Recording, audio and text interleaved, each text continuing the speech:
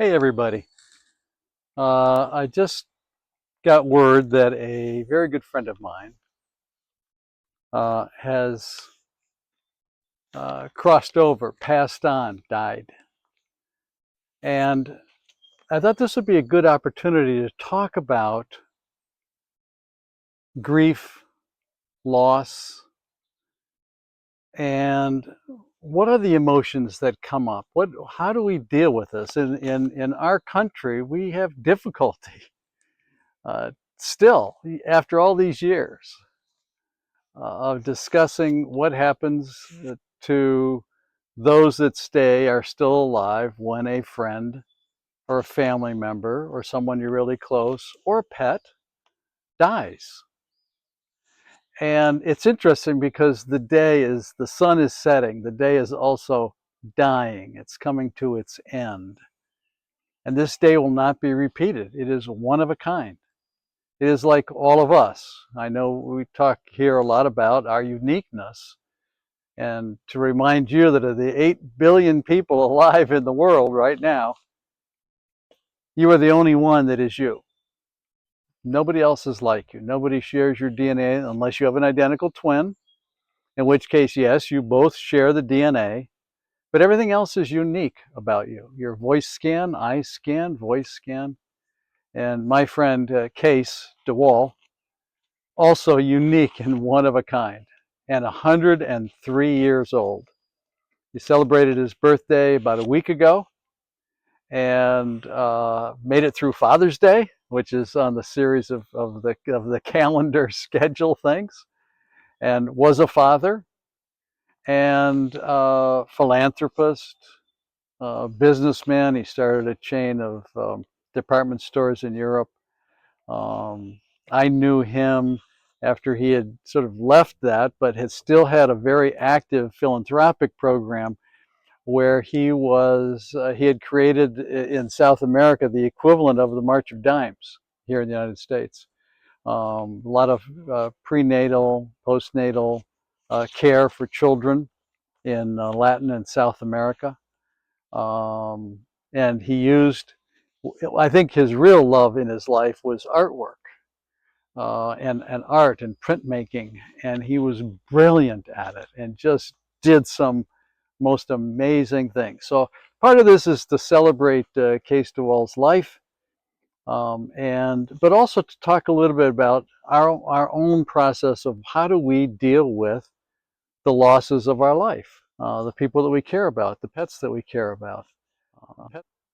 The Elizabeth Kubler-Ross talked about in her first book on death and dying, and then later on grieving, grief and grieving, and realize that the steps or the stages that we go through are the same. That there is a denial, a disbelief. How can this happen? How can this be? And then we move into a sense of bargaining and the what ifs and if onlys and that whole range of thoughts and feelings. And then often the next response or reaction is anger, just being angry, rageful. It's not fair. I want more, whatever those feelings are, and then coming to a place of depression. And sometimes those feelings of sadness, if they don't move on, if we can't get past it quickly enough, if they linger, then they turn into feelings of depression where we lack energy and we lack that push of life. And then eventually it moves into a level of acceptance, where day after day after day, that person hasn't come back to life. We come to a place of acceptance. However, when you're experiencing those feelings, they don't come in the nice, neat little package that Kubler-Ross talks about them. It's more like a chopped salad. We get all these different tastes or different flavors. We get these emotional ups and downs that just move through our life at random times. Something can trigger one of those feelings. And then depending on what else is going on, we have a reaction to it. So we've talked a little bit about depression also being a time-related thing, that it's in the past. It's because after a while you just are angry. There's no resolution to the anger, and then it slips into a depression. We just can't maintain that energetic level. Denial. I can't believe it. I just talked to him and wished him a happy birthday. I just sent him a text on Sunday saying Happy Father's Day. Uh, but his daughter, who called me, and I have a relationship. We've talked. She has a good, sound psychological background. And so we could talk about a life well lived. And yes, we want more time. A poet in a very beautiful poem called "The Summer's Day," and here it is. It's summertime here. Um, Talks about loss, death, and ending a relationship. And she asked the question partway through the poem: doesn't everything die at last? She, however, doesn't put a question mark or a period at that. She puts a comma and adds to the sentence with these words: and too soon. Doesn't everything die at last and too soon? For most of us, if it's a person or a pet or something that we really love, something we're going to miss, whatever it is, it's happened too soon. Um, a few months ago, there were fires in California, actually in Oklahoma and some other places as well, where people lost everything. They lost their homes. They lost everything they had. Similar feeling. And the sentence is still true, and too soon. In terms of the bargaining part of that, it's well, if I had known there was going to be, I might have done X, Y, Z. If I had known that this was going to happen, had I thought about it. So I want to pause here. If you're still living in kind of the illusion of culturescape, especially in the United States, where we try to pretend we don't die or that there is no such thing, and we do all kinds of strange rituals, whereas in other countries the family gets around and washes the body. It's a level of acceptance right away that yes, this is a normal process, a normal ending of one's life. But here in particular, not so much. So one of the first things we can do is to recognize that everything dies. Nothing lasts forever. Not in just sort of a saying or euphemistic way, but to really think through, what does that mean? That means you and I. When I have some things that have lifetime guarantees, and I appreciate one of my mentors, James Wedmore, said the other day. He said, "Well, you have a lifetime guarantee on this program. I'm not sure whose lifetime, yours or mine. I'm not, and I'm not sure I'm going to continue to pay for the hosting once I'm not here. But as long as I'm here and we have this program, it's yours for the lifetime of this." Now that it's just a reminder that nothing lasts forever. Everything dies. Everything ends. And so I want to begin the conversation with that. And if you have comments or anything you want to add to this conversation, put it at the bottom, and we'll continue this a little bit, or we'll do some more videos on it. But when you get the new kitten or the new dog, not to sadden that excitement in that moment, but put it in perspective. There's going to be a time when, and it will come too soon. My father did not make it to 100, but he had his mind, he had his life. He was vital right up to the end. We talked, um, and I know he was uncomfortable. I know he was in pain. I know there were probably days that there was a sense of, for him, I wish I could be relieved of all of this. For me, when the nurse called me to tell me what had happened, it was too soon. I wanted another day. I wanted more time. And so part of the grief of losing something or someone is acknowledge and recognize your feelings, that you probably want some more time. And that's okay. That's normal. That's natural. It came too soon.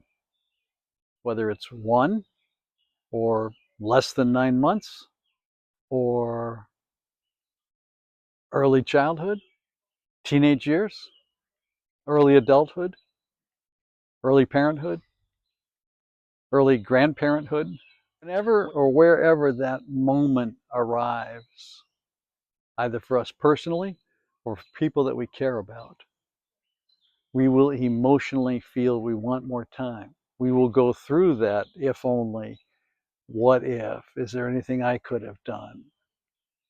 It may begin with, I can't believe that happened. And hopefully the reactions, the pain. Why anger? Because it's pain. It's painful.